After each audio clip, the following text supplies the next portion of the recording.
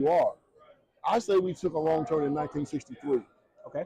And I say that because when you look at the black community between 1940 and 1960, we had the greatest reduction in poverty in the history of the world. Right. We went from like 80% to 30% in 20 years. We had our own black universities, our own black high schools and grammar schools. We had our black neighborhoods, we had our black businesses. We were doing well. We were closing that gap. And some say that we had stayed on that same trajectory. Black America now would be where the Indian community now is America, where the Asian community and the Jewish community is. We'd be a minority group doing better than white Americans, but we're not. Wow. We went backward. And the question becomes why? Right. So you go back to what happened in 1917 in Russia when the communists took over. And they got this organization called the Comintern. And they believed, as Trotsky believed, that the whole world had become communist for communism to survive. So as you know, they started that domino plan. They got China, went into Vietnam, got most of Eastern Europe, and they were coming to America.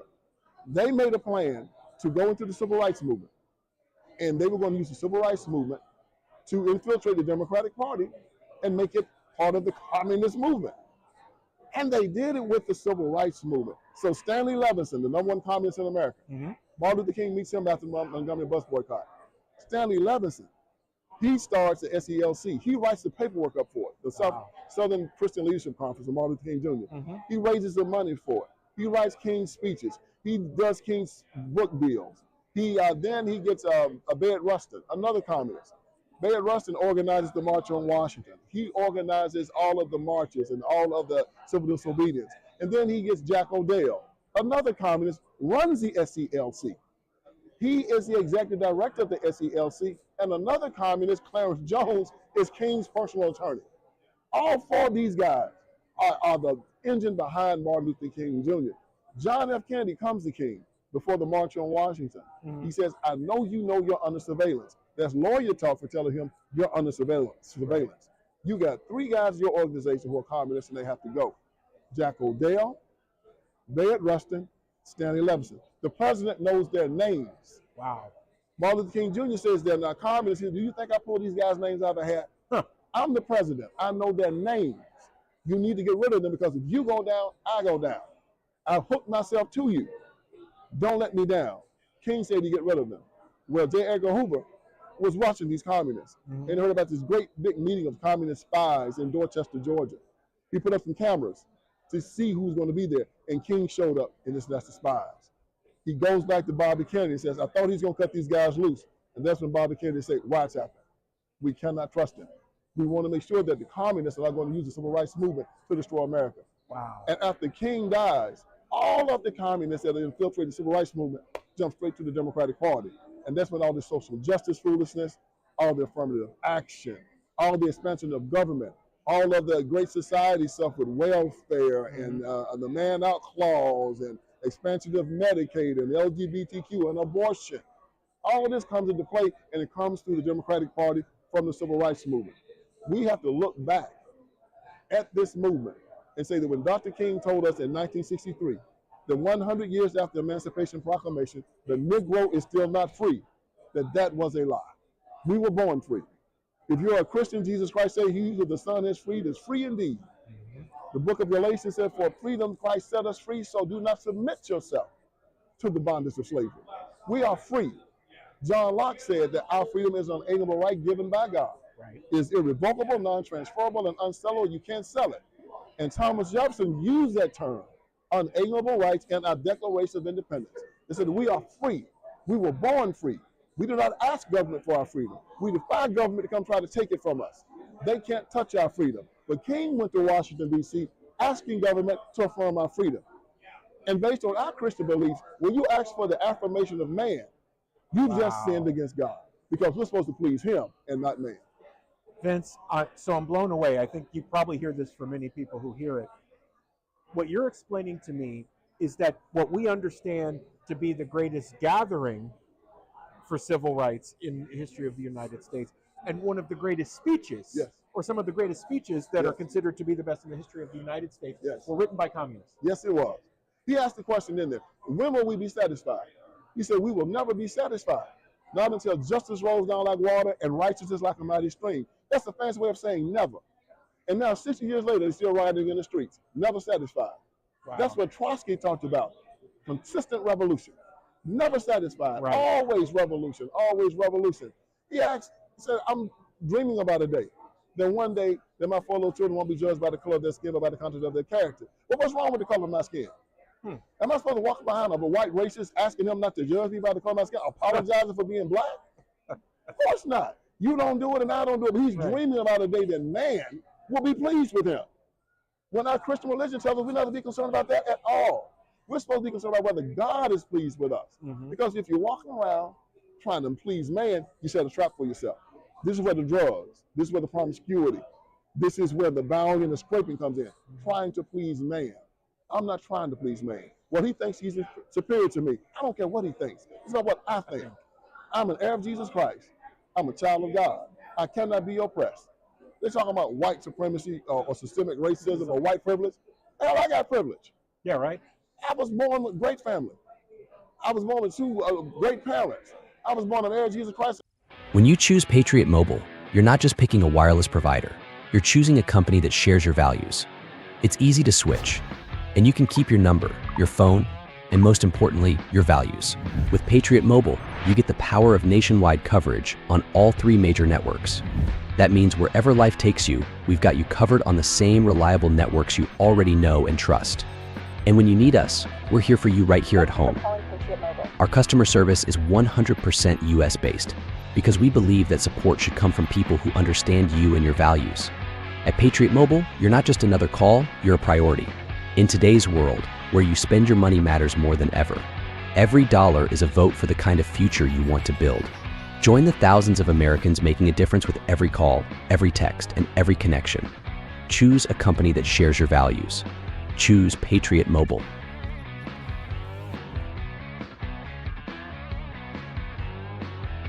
You don't buy life insurance because you plan on dying. You buy life insurance because your loved ones plan on living. Life insurance can be a legacy and a wonderful gift to your family. When it comes to life insurance, there are lots of options. How and where do you start?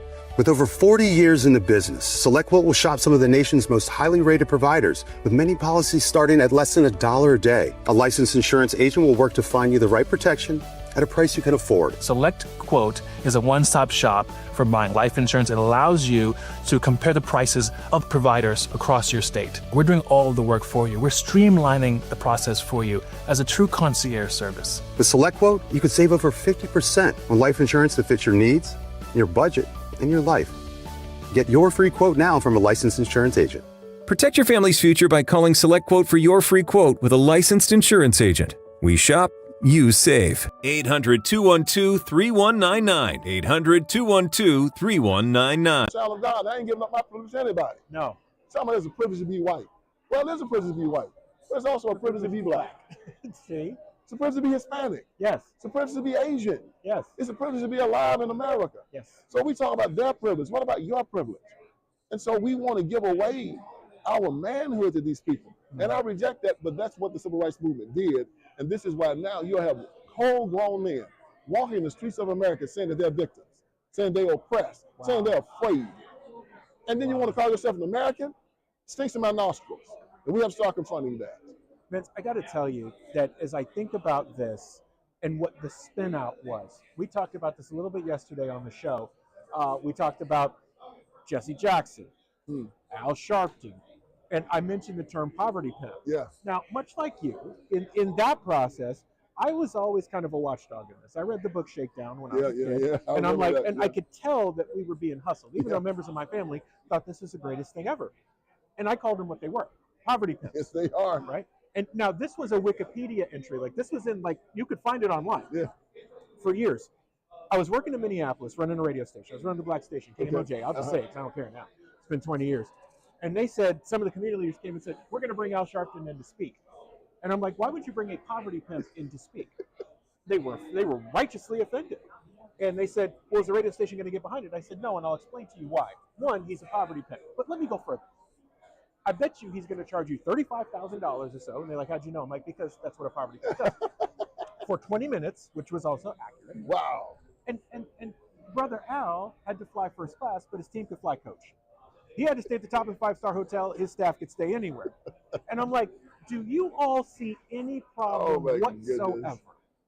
I said, you will not get an announcement or a PSA or anything else out of me. Well, what if we run an ad campaign? I will turn it down and return your money. Wow, good for you. And they asked me why. Good for you. And I said, I refuse to poison my people any more than they've already been poisoned with this foolishness. Good for you.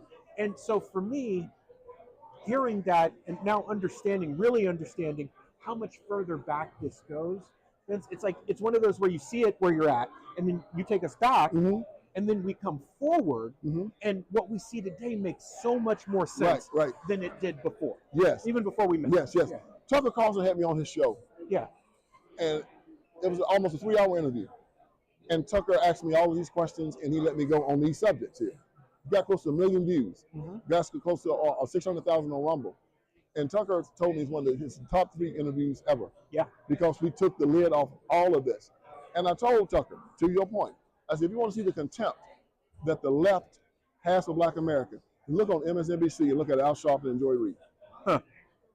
They have given these people platforms and have given them the moniker of leaders of Black America. Come on. And Al Sharpton, and you know his story from Tawana Brawley up until now.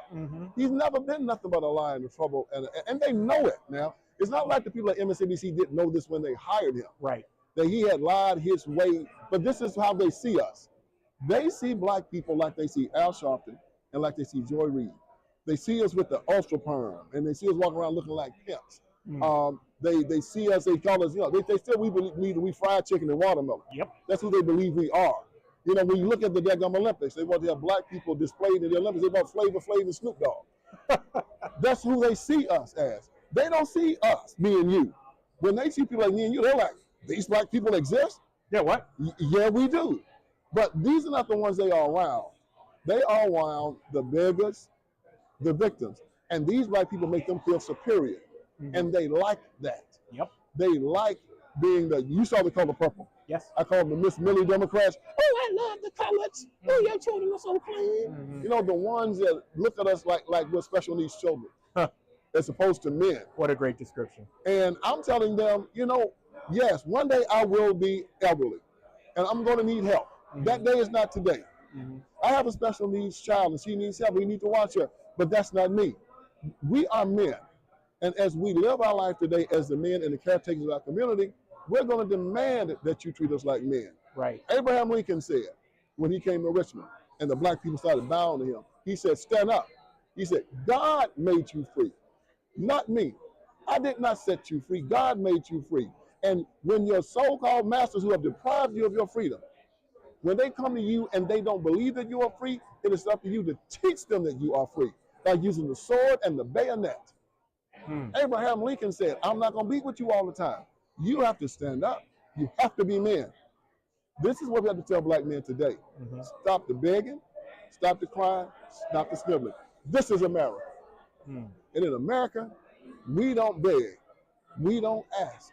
I take if I want it. I earn it, but I will never beg you for it. Vince, what is the biggest threat today in this space and going forward that we need to be vigilant about? Right now, the biggest threat to America is internal. It's not communist China. It's not Russia. It is not Iran. Abraham Lincoln even understood. He said that nobody can come and take America by force. We must live together as free men or we must die by suicide. Liberalism in America, it rests its head in the Democratic Party is the biggest threat to this country. An anti-God ideology, an anti-family ideology, a belief in secular humanism where there are no truths in this world. What is a man and a woman? What we say it is. What is marriage? What we say it is. What is an immigrant? What we say it is. What is an American? What we say it is. Wow. There is no definition to anything. And hell is a place where all things are permitted. These guys are trying to even make prostitution legal, right? Drugs legal. They got safe injection centers, so you don't have to work for a living. All of this stuff is as insanity that they place as completely anti-American.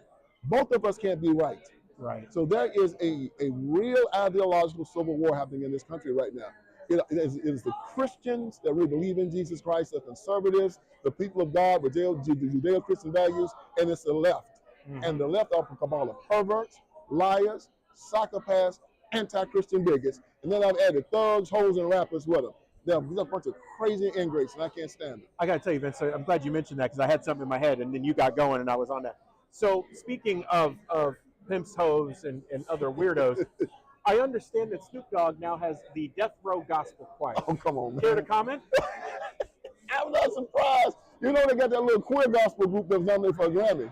Yes. The Harlem Gospel Travelers. Yes. So, and they thought it was a queer gospel group. How do you even come up with that? I mean, could you just be a gospel group? Why you got to put the queer in front of it? And now you got Snoop Dogg doing this. I'm not surprised. Their job is to debase the culture. Thank you. Debase it. Thank you. And they're smart because the great writer Thomas Wolfe said that our culture is the arts elevated to a set of beliefs. Oh. And so the arts control the culture. Mm-hmm. And this is what they got early in the 80s and 90s. They grabbed the arts. Yes, they and did. then the arts controlled the culture. Yep. And they're still trying to grab it. What you and your wife are doing right now, you guys are grabbing the arts back. What you're doing now, this is the arts. We're elevating the arts now.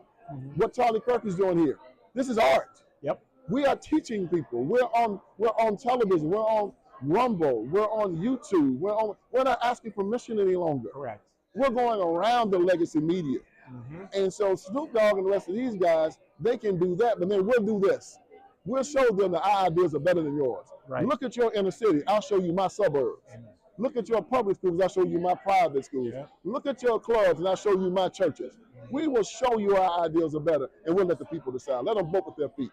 You know, it's amazing. I was having a conversation with the founder of Real America's Voice earlier today.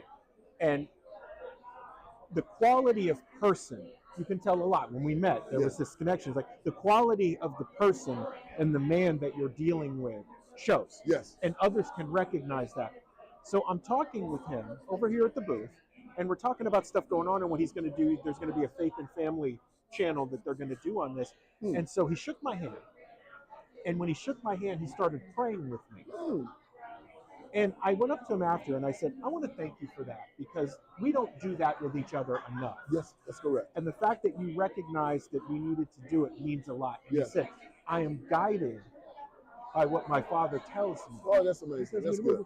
And so I think, Vince, to your point about taking back the arts, what we feel like is happening is Father's bringing the hands and the feet together. He's now, we were working at silos, now he's bringing us together. Yes. Because the wave is coming. Yes. And It's coming. the victory that you're talking about Yes. and the respect level that you're talking about is the next step. It is. America's not a mistake. No.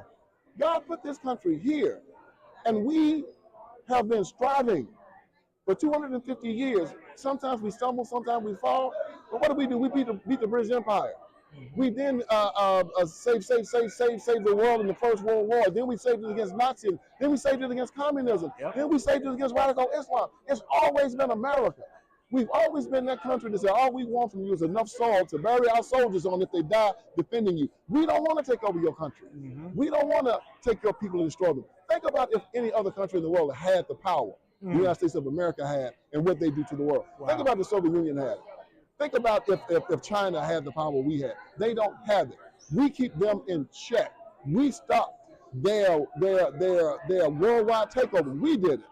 And we've always been here for the world. The world looks to America. That's right. And as long as America is a godly, God-fearing country, God will always protect us. And this is why Donald Trump being back in office is not a fluke. Amen. All of this was preordained. All of it was planned so that we can correct our country, put it back on course, and save it for the next 3,000 years. And we're going to do it. Vince, there's never enough time, so we're just going to have to do more of these. Where can people find all your information? You can go VinceSpeaksTruth.com. That's my website, VinceSpeaksTruth.com. My podcast, The Vince Everett Ellis Show, on Rumble, on YouTube, on X. And then when you get on my website, you're going to see my 4 best-selling books, my documentary where you go to help for me. Then I go and I speak around. I'll be speaking here tomorrow in Tampa for the Brexit Liberation Day. It's going to be fun, man. Vince, God bless you, brother. Thank you so much. It's Vince. my pleasure. All right. We'll be back.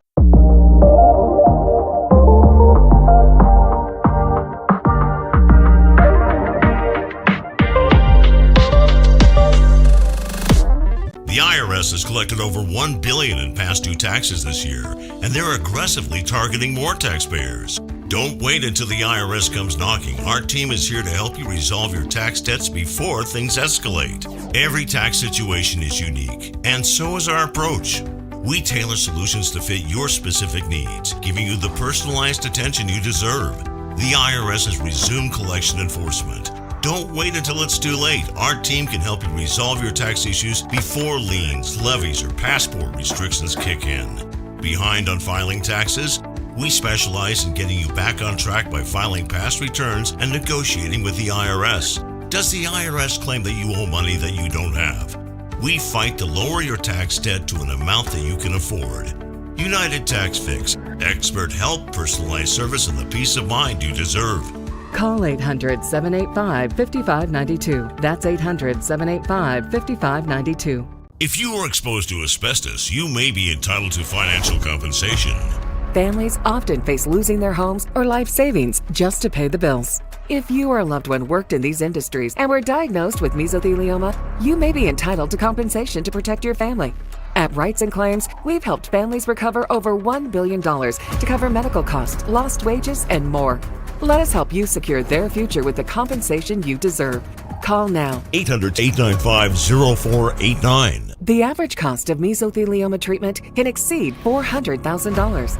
Families often face losing their homes or life savings just to pay the bills. If you or a loved one worked in these industries and were diagnosed with mesothelioma, you may be entitled to compensation to protect your family.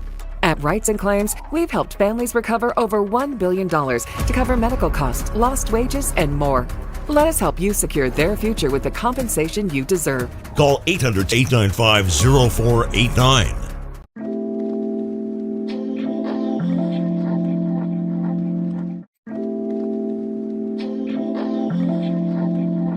We're close to 12:45 today. My computer we all know this, right? Whenever you have something ready to go and you go to turn your computer, that's when it decides to reboot and take like the 5 or 6 minutes to reboot and do the whole thing.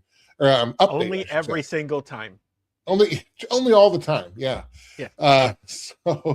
Anyway, so getting through some of those things, we got some interesting stories here on the docket today. Let's I don't know, actually, let's dig right in. Why not? First up, get the right image up here. Has the GOP betrayed Americans? Well, you can probably stop the question right there and say yes, over and over again.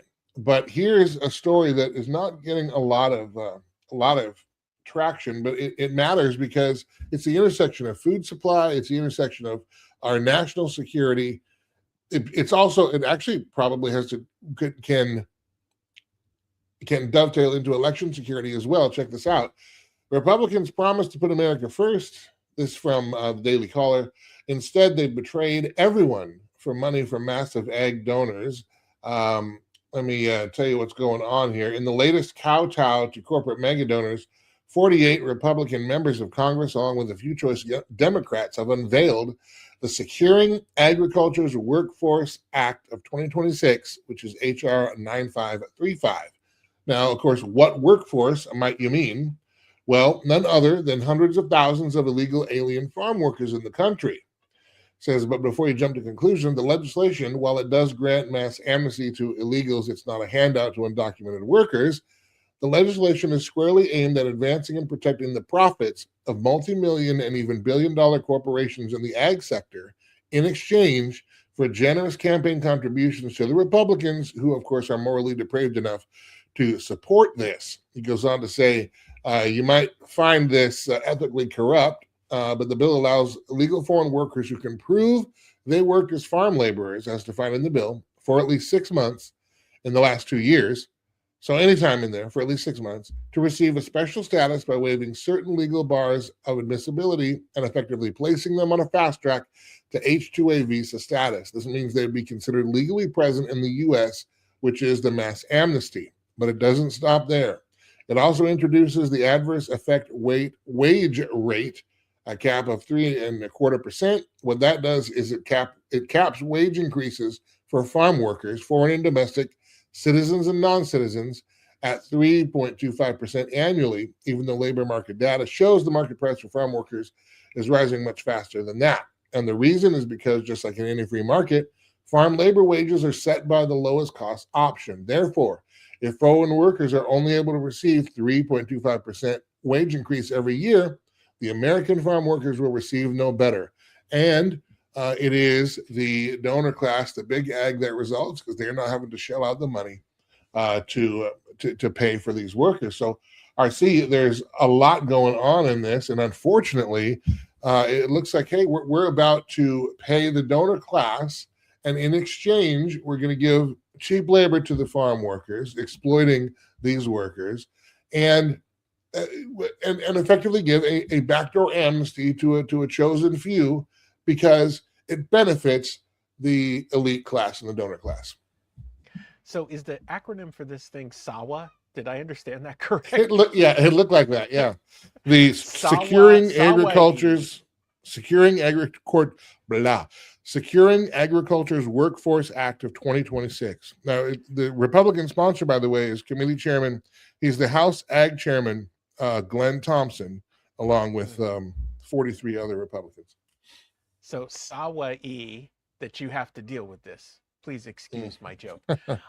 It is interesting, again, Andrew, how these things work, right? A couple of days ago, I made mention to Ross Perot, the legendary Ross Perot, and his giant sucking sound comment of what would happen. And what's interesting is that we see the inverse. Now, migrant workers who've worked at farms and fields is nothing foreign to us. I mean, I grew up in California, very close to the Central Valley, which is where the majority of agriculture happens. You know, that was a thing. But here's what we were promised and didn't happen. Andrew, over the years and now decades, there's always been we need to deal with immigration reform. We need to deal with immigration reform. We need to deal with immigration reform. And it just never seems to get dealt with. And it's like, well, now we're going to kick everybody out. We're going to put a wall up. Well, great. And then that doesn't happen. And so the only answer comes down to, well, look, let's let them stay if they're useful to us in some way. And so we had gotten that far down the road and we're like, gee, I wonder what's precipitating this. And that piece today basically locks in the last part for you. Once again, it's the donor class throwing around influence and resources to ensure that they get what they need. You know, Andrew, when you set precedents like this, it's like when you deal with case law, right? The Supreme Court, people don't realize the Supreme Court issues opinions. They can be taken or not taken, but the standard has become that they are like the letter of the law, and that sets case precedent going forward. My fear is that something like this, whether a bill actually gets passed, and maybe their goal isn't to necessarily pass it, but just to get it moving so it sets precedent as to what we should do. And I think the excuse that's going to be used is, well, this gets us closer to immigration reform. That said, that wasn't the promise, Andrew. The promise was very defined by the Trump administration coming in as to what they were going to do with regard to immigration. The question people have to ask themselves is, what happened? Why did this happen? Who was Hold on, you froze up again. Wait. No, come back. Am I back? I lost you a little bit there. What you said, what happened, and then who, and then we lost you. What was that phrase? Yeah. So what people need to be asking is, what happened? Why did this happen? Who did it? And what's the real outcome or the goal here? Because this, again, doesn't pass the sniff test of something legitimately being done for the betterment of the American people. It seems like we're just going to push immigration reform through in whatever way the donor class feels like it makes the most sense. And I know in some instances, Andrew, we don't sound like conservatives, but in essence, we are. Like, what we're saying is, do the thing that conservatives would actually do. And if you're going to purport America first, actually put America first. Well, this also has implications on election integrity as well. We keep talking about the SAVE Act, which, by the way, it's not going to pass in the latest thing, but I did read this morning that they're going to try to stick it in a reconciliation bill and move that along. Now, my beef with the SAVE Act the whole time, I don't care about making sure, well, I do care about making sure that only eligible voters and American citizens are voting in elections. That's true, and that's good. We need to do that. My beef with it was using Real ID as the mechanism. Hey guys, you know Juliana and I and what we do, so let's be honest. The healthcare system has become a maze of red tape and sky-high costs.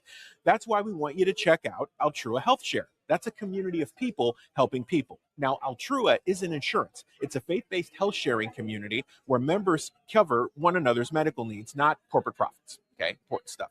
You'll get access to over 1 million providers nationwide, and you can save thousands of dollars a year based on what you're dealing with now. It's time to take control of your healthcare. So here's what we need you to do. We need you to go to altruahealth.org/Watchmen. That's altruahealth.org/Watchmen. And when you get there, use the promo code FREEDOM100 for an additional discount. Or you can give them a call and discuss the options. 512-717-4639. That's 512-717-4639. altruahealth.org/Watchmen. Make sure to tell them the Watchmen sent you. Attention, cancer victims who were in New York on or after 9/11. If you or a loved one were in Lower Manhattan during the 9/11 tragedy or during the 11 months afterward and were later diagnosed with any of these or other cancers, you may be entitled to a substantial settlement. A $10 billion compensation fund is in place for these cancer victims. Do not wait to file your claim. Call now and speak with us. The call is confidential and free. Or reach us online at worldtradecenterfund.com. He had a good business, solid product, good people. He just couldn't figure out why growth had stalled. Sherlock found the buyers he didn't know were looking.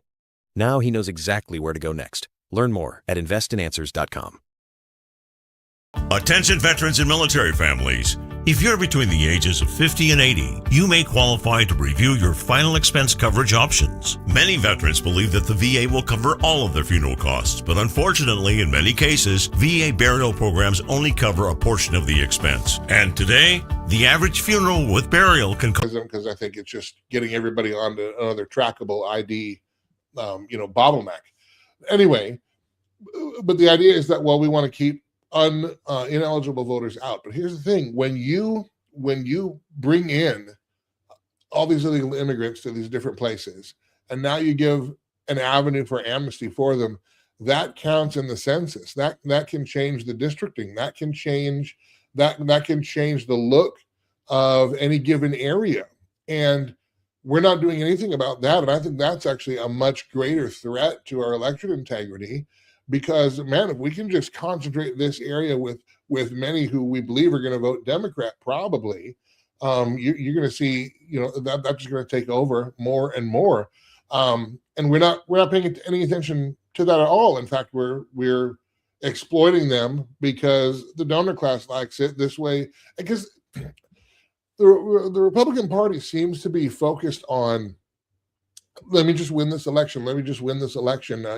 We're R+2 or D+1 or, whatever it might be, but we're not playing a long game at all. We're just trying to win elections in a microcosm as if winning the election is the thing and whatever it takes to do. So yeah, we can win election and do things that are going to harm America in the long run. But hey, at least we won this district this year before the new census comes in and our own policies screw us over. So Andrew, you brought up something that I think is interesting. This story happened, and then it kind of got swept under the rug. I think the other concern here, and we see this in some local municipalities, this is happening in New York City, is that illegals are being allowed to vote in municipal elections, right? So maybe not in federal elections, but in municipal elections, there are municipalities that are basically giving them the right to vote. That affects the census, but also you're dealing with jurisdictions who are okay with this thing and will do whatever it takes to win. So guess what they do? They say, well, listen, if you got a green card or you're a special case or whatever, yeah, you can vote in municipal elections. That's going to create a dangerous setup at the local level, Andrew, and we know how this works. If you get it at the local level, what's ultimately going to happen at the state level and the federal level? That's actually going to trickle up. Yeah, I didn't have time to today. I should have brought the list of the 44 Republicans who voted for this, but it's HR 9535. So, friends, if you're watching this, whether it's live or later on, I'd encourage you, if one of your congressmen, one of your House representatives voted for this, I'd encourage you to give their office a call and express your disdain for their disdain for you. Let's just be honest. Okay. Next story here. Oops, I just took it off the stage. CIA, this is coming from Newsmax. Got a couple here from Newsmax. CIA says Iran won't yield to U.S. strikes. U.S. military strikes won't significantly alter Iran's negotiating stance, according to a new CIA report. A new U.S. intelligence assessment, first reported by the Washington Post, concludes that despite days of sustained airstrikes, Tehran is unlikely to soften its position or make major concessions in negotiations with the Trump administration. And it says that neither side are showing signs of backing down. The report comes after now 10 consecutive nights of U.S. strikes targeting Iranian military infrastructure, missile sites, drone launch facilities, air defenses, and maritime capabilities. The campaign intensified after Iranian attacks killed American service members and targeted commercial shipping in the Strait of Hormuz. But despite the military pressure, intelligence officials reportedly believe Iran's leadership remains focused on preserving the regime and is prepared to absorb significant losses rather than accept U.S. demands. RC, where are we at here in the land of the Iran war? Look, man, now I really know how Apollo Creed felt in the 13th and 14th rounds of his fights with Rocky Balboa. Why can't I knock this guy out? Well, because you think it's a show and he thinks it's a fight. Pardon my boxing analogy, but doesn't this hold true? We've said this for months now. We're like, you have a dug-in opponent who's resilient and partying like it's 1989 just doesn't seem to get it done. Now, Andrew, yesterday on the show, I made mention that, our source, who is experienced deeply internationally, has said that Iran's black market provides them significant revenue, and there's a market for their oil, not only from China, but also from Japan and others, and BRICS is actually more solid than people who are in the United States actually think. So now you have a dug-in opponent who does have resources and is willing to take sustained hits because they're a theocracy, right? A totalitarian theocracy. They're willing to take the hits and the blows to make their point. And you get to the point where we start to look a little bit stupid. And I have often said that world politics, penitentiary, you're always being sized up to see where you stand or what's going on, or do you still have the power or the muscle? And I think we're in a dangerous spot, Andrew, where it feels like this thing is never going to end. Are we back to Afghanistan again? Are we back to Iraq again, where we just can't seem to deliver the knockout blow, and then we got to bail out? I mean, this is, and the people who reported this are the ones who specialize in destabilization. It's like what Juliana always says.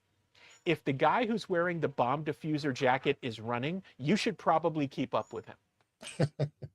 Let me add to this story this also from Axios. Axios, carried by Newsmax. Trump has two options on the Iran war.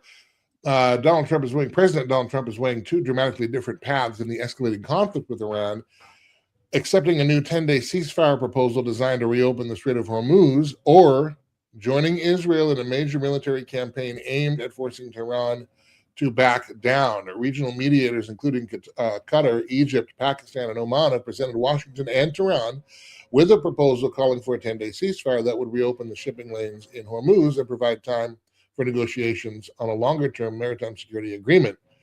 Axios reported that while the Trump administration is reviewing they're reviewing the proposal and preparing for diplomacy to fail. That doesn't sound encouraging.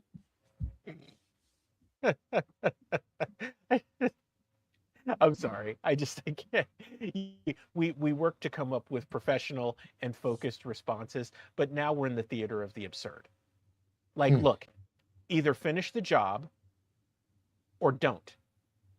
Right? And I'm looking at the chat now, and it's like, look, there are two components to this. You realize that the U.S. is going to keep bombing until they run out of bombs, but the religious tenacity of a theocracy has them believing, as you said the other day, Andrew, that they can bring the 12th Imam into existence by doing this and waging this. And so, sure, they're willing to do it. And being honest, the topography of Iran is not favorable to us. Most people have no idea how Iran is actually laid out.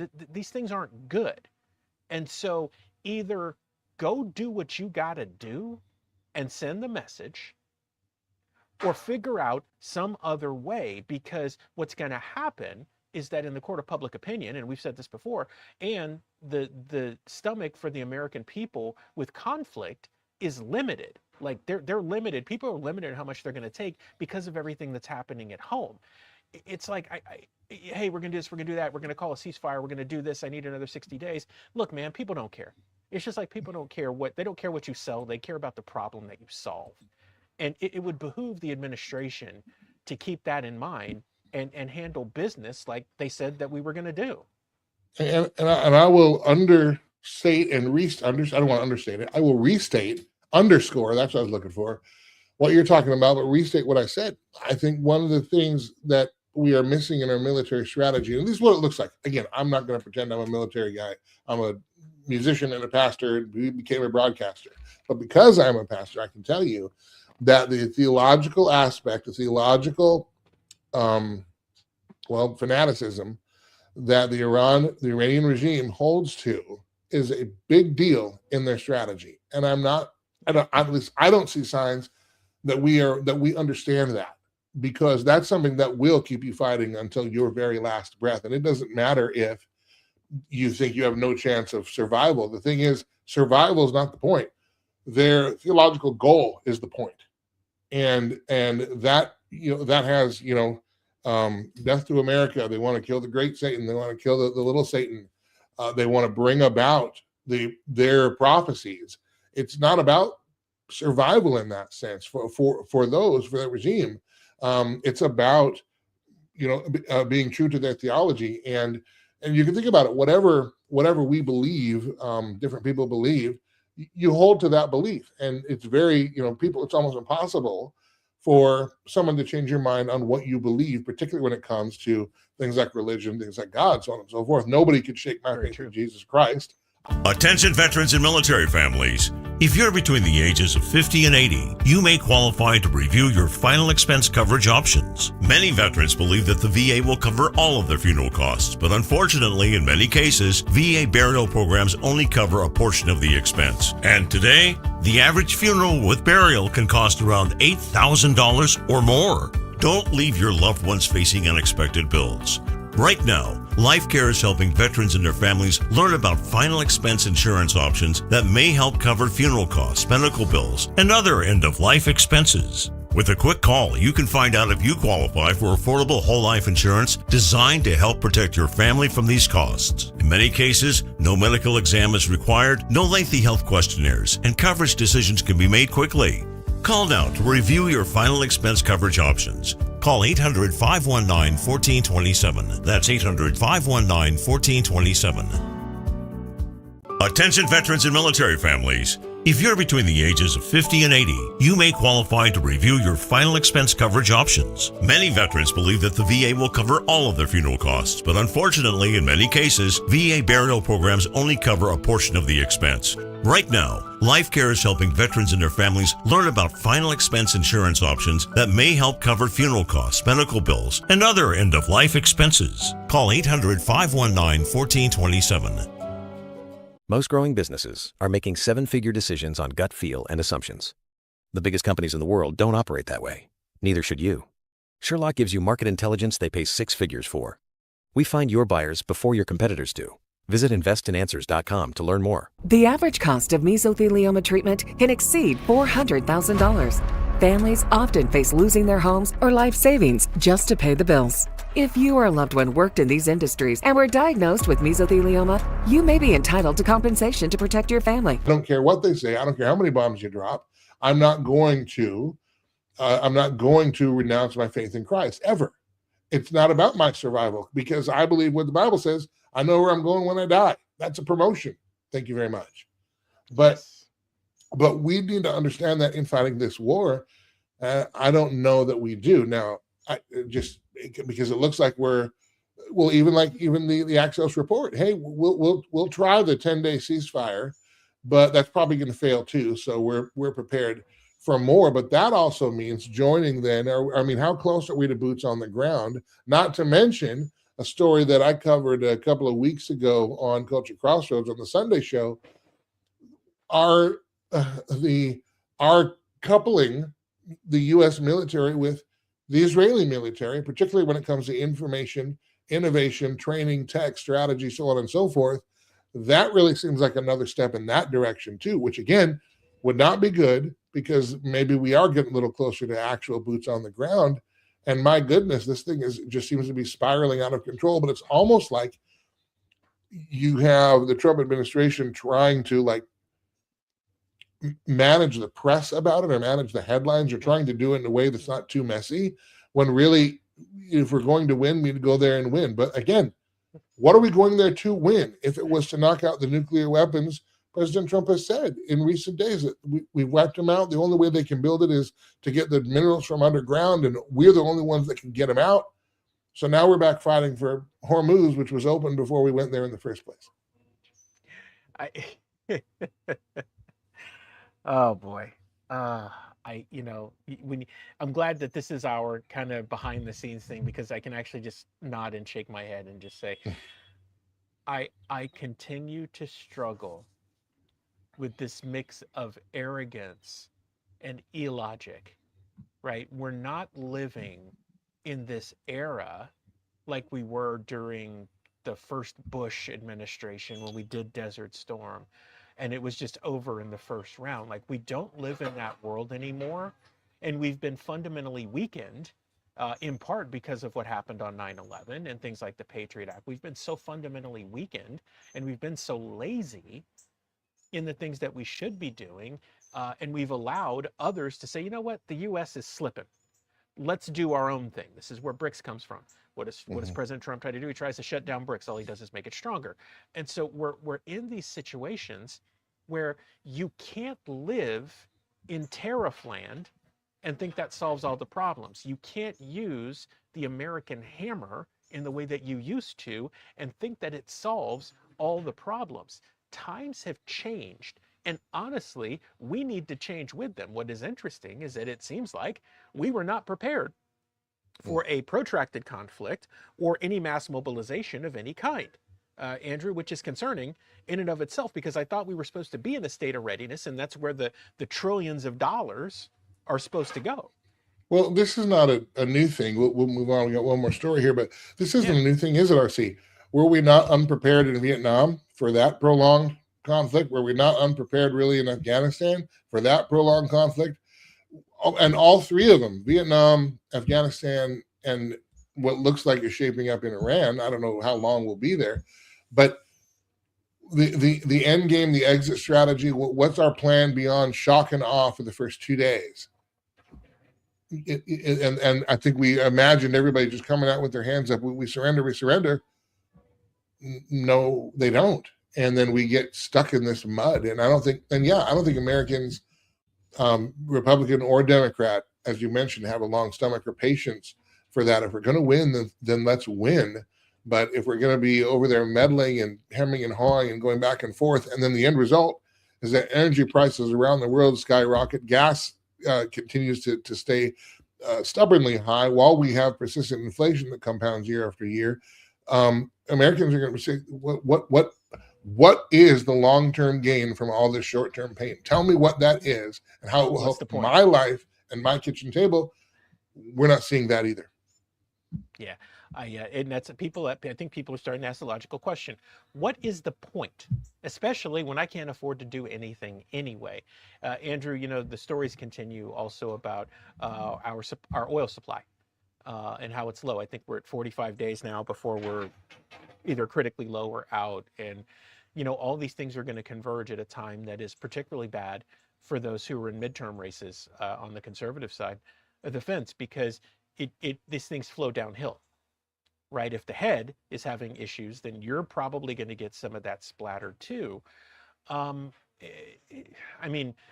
There's a cavalcade of problems, and it seems like it is more important to deal with low T or looks maxing or eating Brussels sprouts or whatever other thing we're doing right now in the circus that's going on in DC, and that's sad.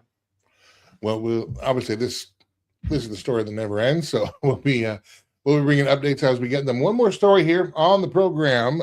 You would think that with the economy the way it is, you would think that with the war going on, the No More Wars war, that's not a war, that is a war, that's over but not, that we've won 76 times, by the way.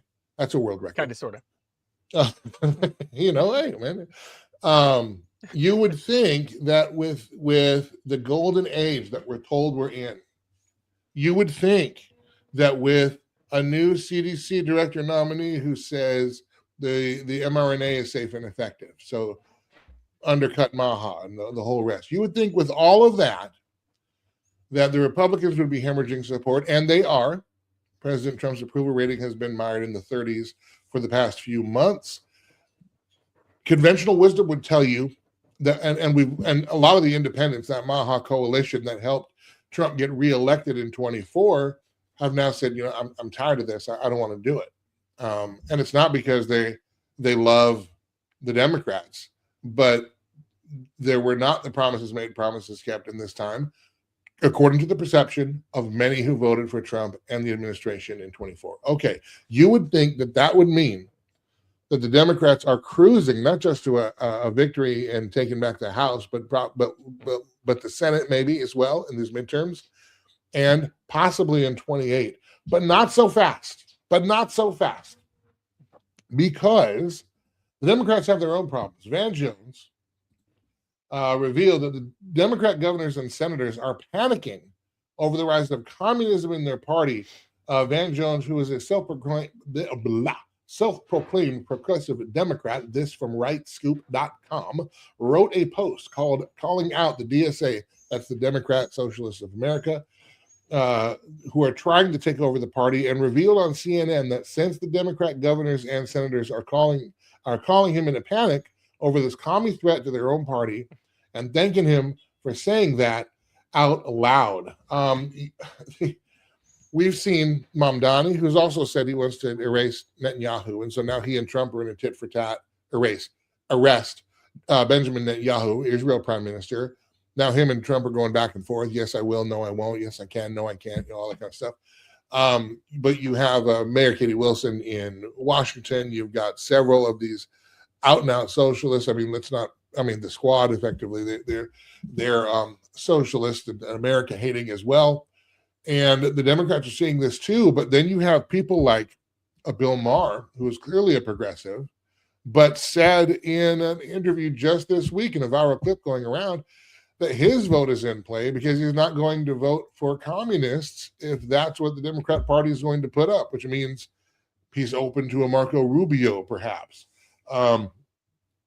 So it's not as cut and dry, maybe, as even you and I might have thought a couple of months ago. I would think that with Republicans, especially when the economy is so bad, the tide tends to shift to the other party.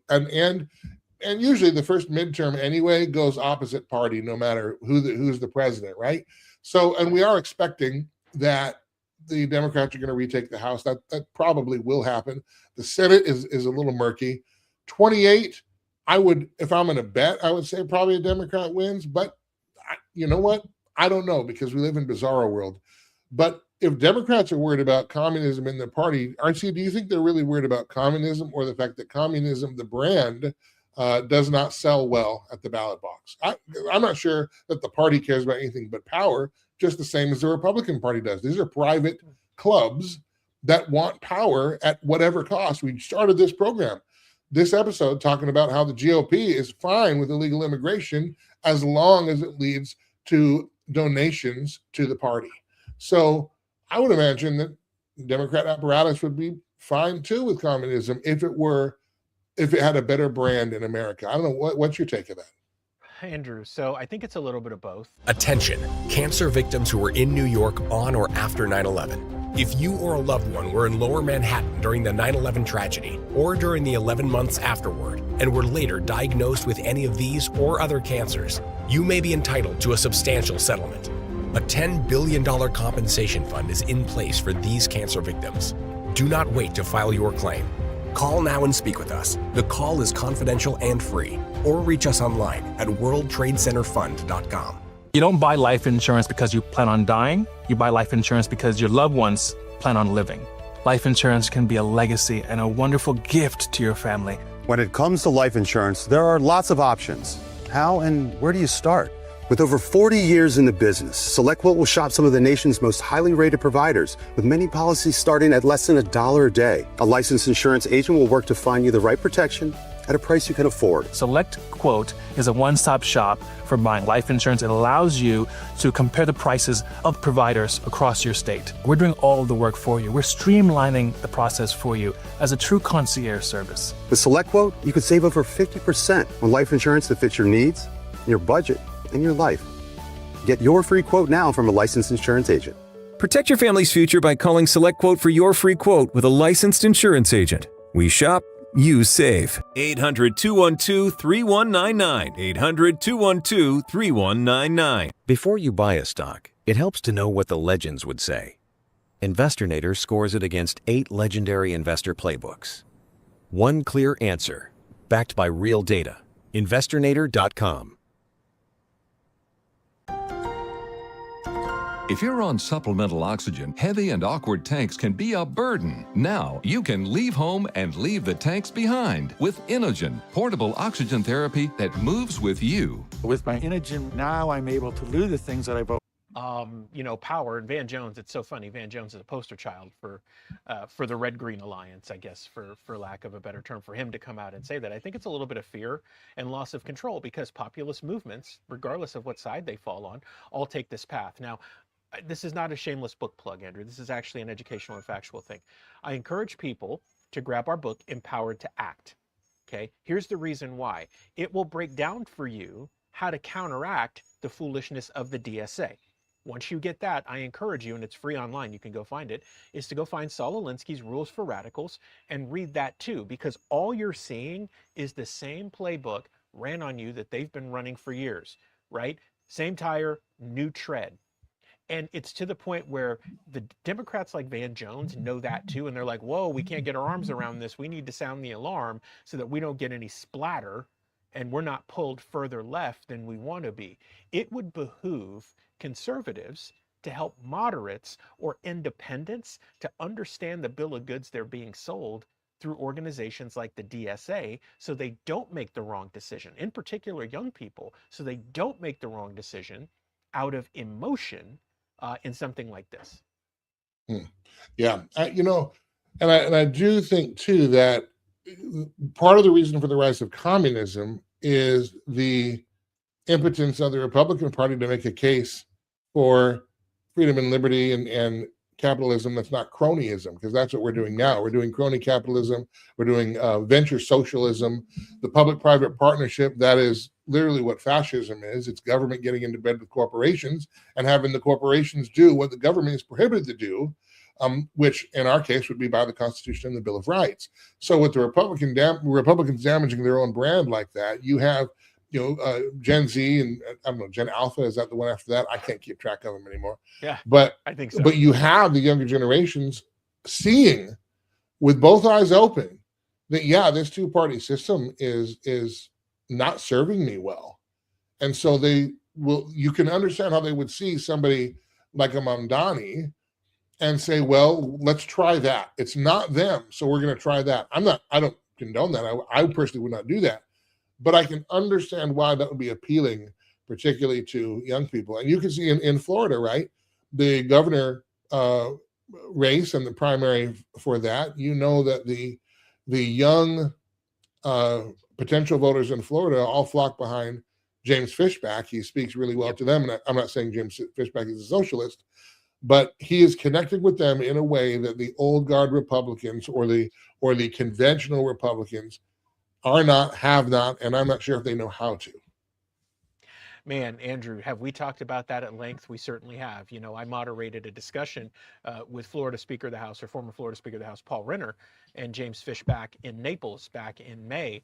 250 young people in the church, Andrew, all focused with great questions and very persistent in wanting answers. And what Juliana and I shared with people is, in the old guard, is you have no idea what's coming for you. Doesn't matter if Fishback wins or not. What matters is his ability to mobilize and galvanize young people. Don't think others who have really bad intentions aren't watching that and figuring out how they can pick up or move that young audience. Now, I think Fishback is going to use that block to get whatever he ultimately wants. And hey, you mobilized them. RFK Jr. did the same thing.